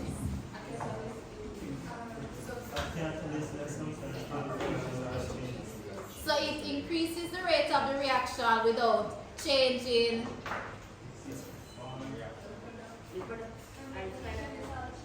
without undergoing any chemical change, yes? How does it increase the rate of the reaction? What does it do? Provides an alternating pathway and it lowers the activation energy. Good. That's all we need to get from us. Amazing. Now that you're going to see that symbol again, activation energy, the symbol is EA. Yes. Capital E, small a. Is it on your paper? Yeah.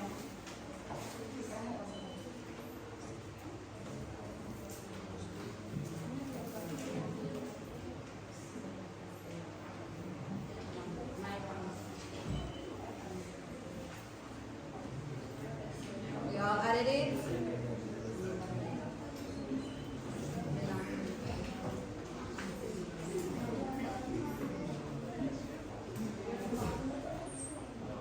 Alright, so let me ask the question. How does a catalyst increase the rate of a reaction again? By lowering the activation energy, providing an alternating pathway. Yes. Know that some catalysts can slow down the rate of reaction. So you have some that increases the rate, but some might slow down the rate of the reaction.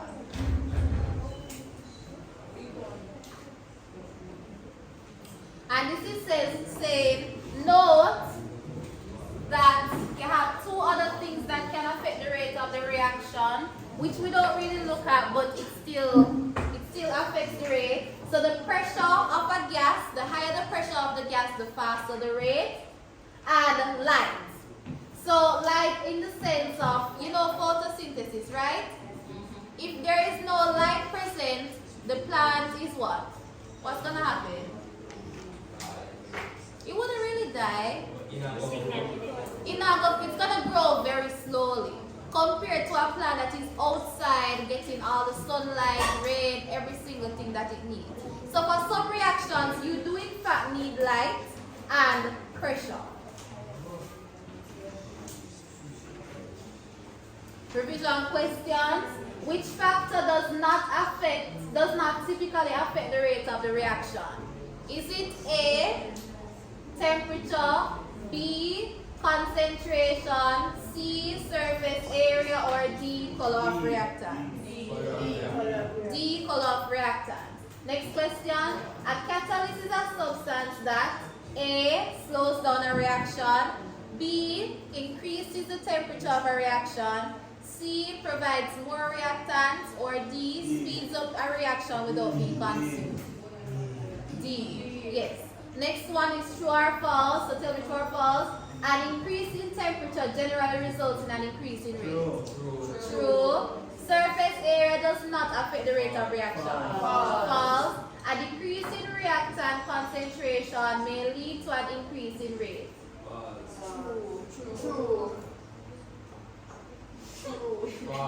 If the concentration decrease, the rate decrease. So that's true to know. So that would be false. Yes.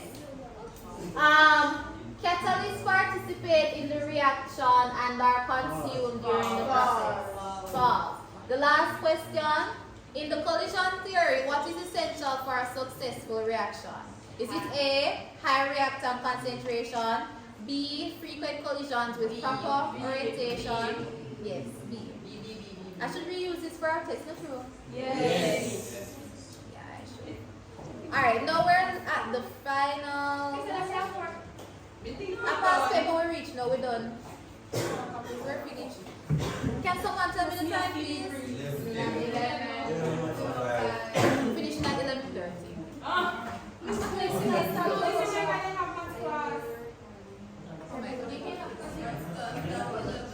I'm gonna finish at 11:30 because I want to go through at least.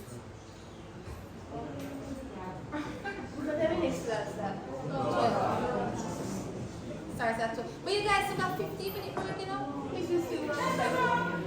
you guys still got 15 minute break.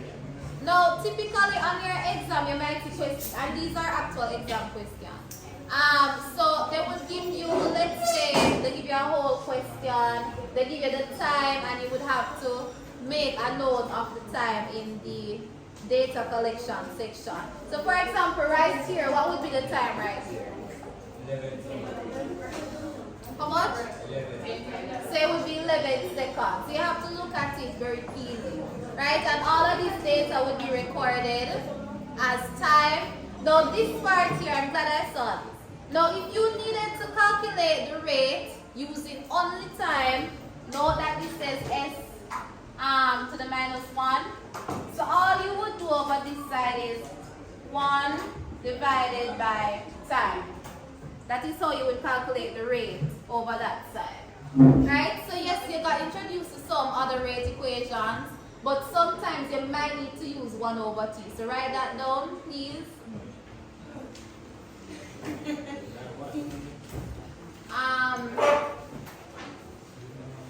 To convert time into rate,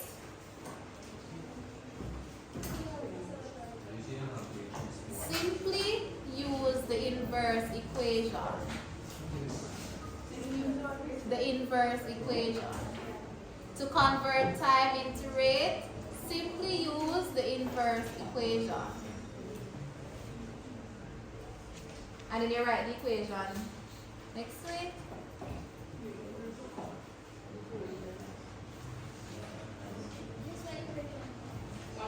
One over time.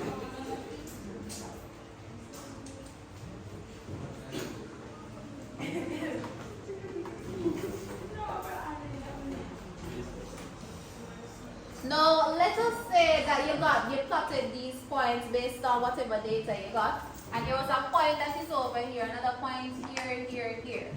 My recommendation is that we can see the curve, not true? Like, we can clearly see that a curve is there. So, whenever there's a curve, you don't connect all the dots. It's almost like you're making a curve that is a best fit. So you try to get it through as many points as possible. Right, you get in a slow. Right? But you don't need to connect all the dots. It might give you incorrect results when it comes to doing your calculations. Notice how these questions are structured. So they're asking you the use how the rate of the reaction varied with time. So looking at it, our battery's almost dead. I know. So it says, how does the rate of the reaction vary with time? As time increases, the rate decreases. And that's all you would write, and you get a 2 marks. That's all you would write. The next one says, explain how the trending rate of reaction relates to surface area of granules. I did not give you guys a chance to read the question, but in your own words, how does surface area affect rate? So the smaller the particles, the faster the rate of the reaction. Right. 2 marks right there. List 3 factors other than surface area that affect the rate of a reaction. The concentration, temperature, And the catalyst, the presence of a catalyst. Yes. State one safety precaution that Michael and Jennifer may have taken during the experiment. So for this experiment, I believe they only placed the granule into HCl. I think it's something of the sort. So, use your knowledge. What's a precaution you would take when handling these chemicals? So you wear safety gloves, goggles. You wear a gown. What did you say? Avoid the spilling. You could also use a fume hood. That right there is a fume hood that we use if the reactions are explosive and toxic.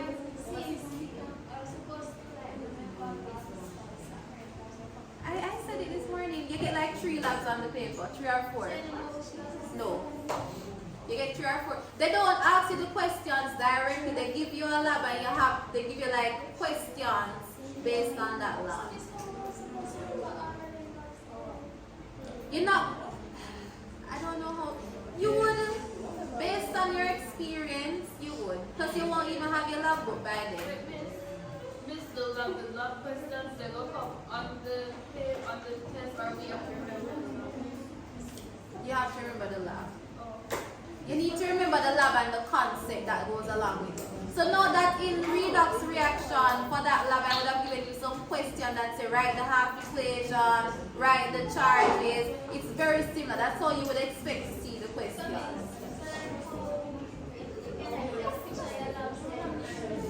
You're not supposed to. It's illegal. You're not supposed to take pictures of your labs.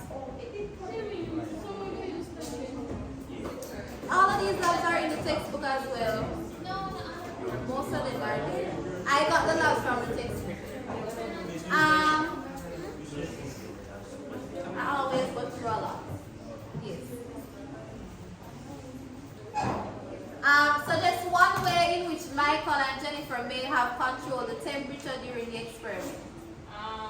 Let's see if we're thinking. I did this experiment before actually. How can you control the temperature? So prevent you close in other words. Okay. What's another thing you can do?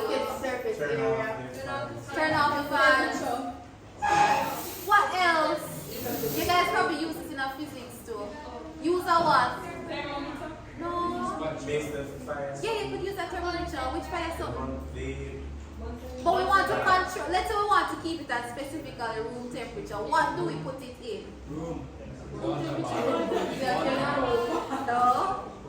So you're gonna put it in a cup called a styrofoam cup. Yes. Yes, a styrofoam cup acts as an insulator. Huh? There's another word for it. There's another word for it. You remember the word, people? Another word for styrofoam cup. What is it? Calorimeter. I think that's it. Yes, a calorimeter. Yes, and that gives you 1 mark. Let me skip this. Okay, so we're all done.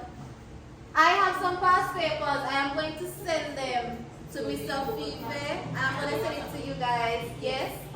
Go through these specific ones and try to answer the questions. This paper has electrolysis. This has reactions.